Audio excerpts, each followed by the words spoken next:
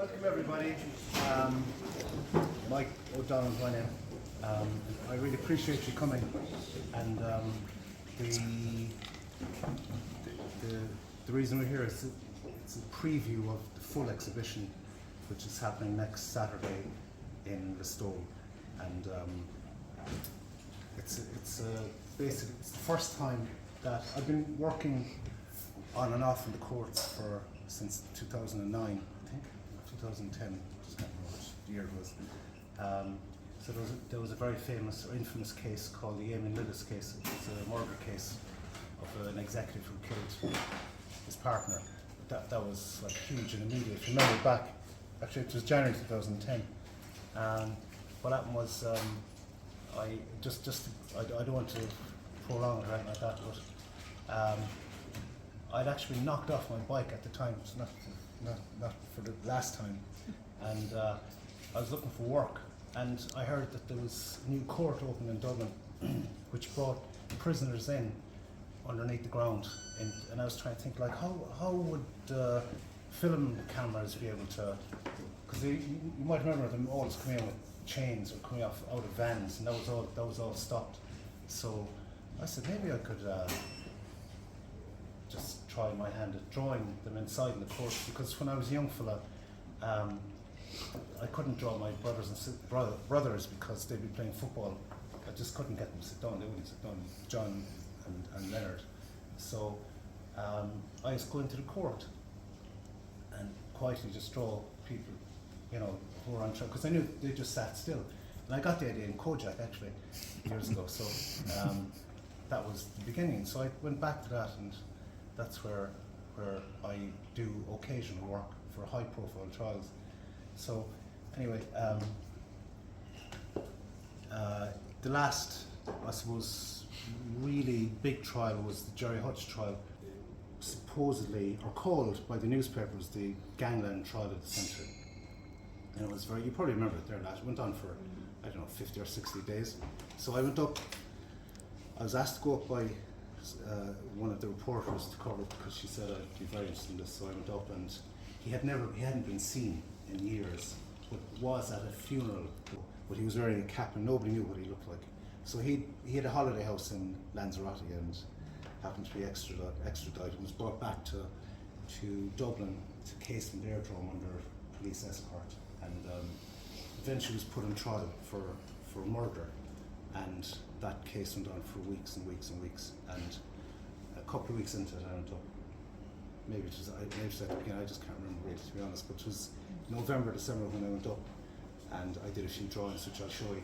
And that, when I arrived in court and he was there, his senior counsel came over to me and asked, could you give a copy to Jerry, that he was interested in having a signed copy of the work.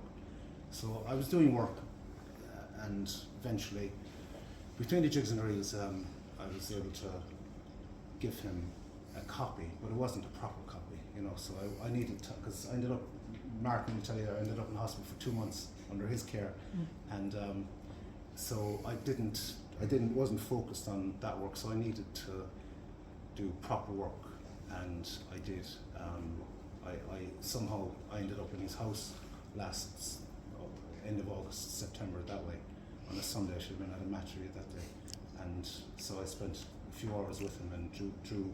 So you'll see a couple of these, and also I sketched other people, sketched from his trial, sketched him, but also I was lucky enough to I sketch a lot of people and draw a lot of people, but the theme of this exhibition is released, and it's kind of follow-on from the one 13 years ago, which was a private exhibition up in Dublin, and that was called Captured. So this follows on, this is released, and you've no idea how long it took to figure out a name for this collection, but it's obvious as hell to Mike here, Mike O, who I suppose at the beginning of this project last July or August, we sat down, we discussed it at length, so. And then I was telling John Dowling, after having visited his house, I couldn't believe where I had been, you know, because he's the most inaccessible of people, and he doesn't go near anybody, doesn't entertain any media or any. So I'm not really part of the media, even though I have a media card for access to courts and stuff. But I probably, maybe he thought I would be of no threat to him, you know. So I went in and we had a big chat for hours. And the main thing for me, the most problem I had was to keep him from laughing, because he was laughing all the time, you know. And I said, you know, just you know. And so he did, and he was very, very cooperative in the end, you know. So and then he didn't ask for anything, you know. So I said, I'll give you one of the drawings, you know. So I'll show you one that I hope to give him. So I hope he'll be happy with that. But anyway, that's it. So he never. I think what I got out of it was he's very human, and you know, like everybody's his faults, you know. But he's anyway. I was very lucky enough. I was very lucky to meet Martin Ferris 2 weeks ago, and had a great time with him. And he sat for me, which was fantastic. I was very, very pleased with that, actually, because I'd meant to draw him for a long time, and this was an opportunity because his history is extraordinary. You all know that. And also there is a senior counsel here who's Roisin Lacey, was a groundbreaking prosecutor here. Her most recent case, actually, she she represented a victim, a deaf mute, actually, who was, you know, abused by a neighbour, and this hadn't ever happened before. So she had to translate her defence into, you know, make it actionable in court. And also, there's also, during the summer, somebody visited Tralee, actually. His name is Arthur Lean, and he was the court artist for the last 35 years or so in the Supreme Court in the US. So he sat for me, and I drew him. So he's also part of the collection. He's not here, actually, but he'll be in the Listowel. So there's another about 18 or 19 works in the Listowel. So these are from the trial. These drawings are from the trial, and you know, if you're not close, you can see later if you want. You know, this is from the Regency trial, where Brendan Graham is defending and Sean Gillan is prosecuting. And you also have Jonathan Dowdell, who's so he's giving evidence, but ultimately he was judged to be unreliable, and that led to Jerry Hutch being freed in the end, which I'll show you in a second. And that's in the middle is the senior counsel I was mentioning here. Right, so that's what that is. Okay, so you can have a look in a second, whatever here. The next one is these are from his house. And when he left, I'm sure you remember him leaving. He had a beard and long hair, right? And was very unkempt after being freed in April, right? And so this is around September when he came out had been in Spain and was exercising and was at peace, let's say. But I think you can make up your own minds there as to how he looks and feels, you know. So, yeah, so that's him at home. And he was very, very nice. And we had tea, and we had tart or pie. What do you call it? Apple pie, sorry. Apple pie, yeah. Which I brought up from Kerry. That's all I'm saying. But he still has. He sent me a message saying he still has my mother's dish. But he'll give it back next time he sees me. This one is. I hope you recognise him now.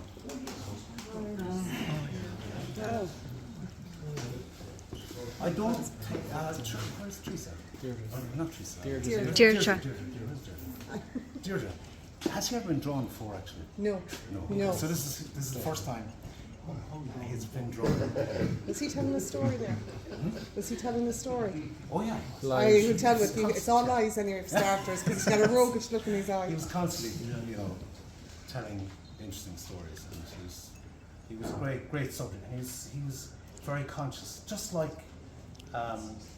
his counterpart here, very conscious of what my needs were when I was drawing. Very kind. And I've never been drawn actually. No, I think I was drawn without me knowing it, once. But I've never actually sat down. I couldn't imagine it's it's not a nice thing. It's not easy, and I'm studying every part of the face to try and make it look real or make it look sensible anyway. So. I'm sorry, there's only so few, but I want you all to go to Listowel. So this one is where this was a request from him. So there's 3 of these. This is the title of the exhibit. This is released. Right. This is release 2. Release 1 is bigger. It's called release. This is release 2, and there's a third one which is release 3, which is smaller. So this is a special request from the man himself. So the exhibition's on for the whole month of February, and from Listowel we have Louise here, who's helped in the organisation from A to Z and continues to. And next Saturday, Jim Sheridan is coming, and he's officially opening the exhibition. So I'm very humbled that he come down from Dublin to do that for us. It's the middle of Oscar season and so on and so forth. So it's very nice. It's I'm floored, from his generosity. He's a lovely man. I hope you all meet him because he's really nice, and so he's very kind to give his time. So that's it. How do you know him? I'm going to ask. Oh yeah, well, like the Sophie Toscan de Plantier documentary that he did for Sky, he asked me to do drawings. I meant actually, so he asked me to do drawings of the imagined trial of Ian Bailey, who's just died. So I was doing that. Then that's how he knows the real line. So, thanks very much. I honestly thought, I said 2, maybe 10 people come, so I'm very grateful. Speechless. Thanks very much.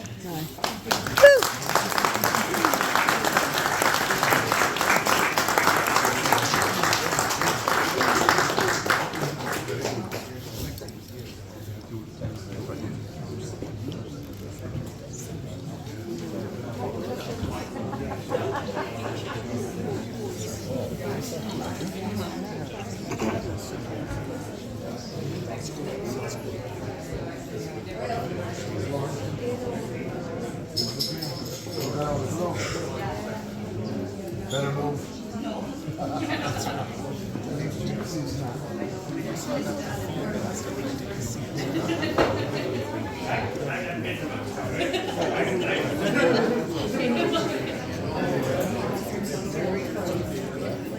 I think these are the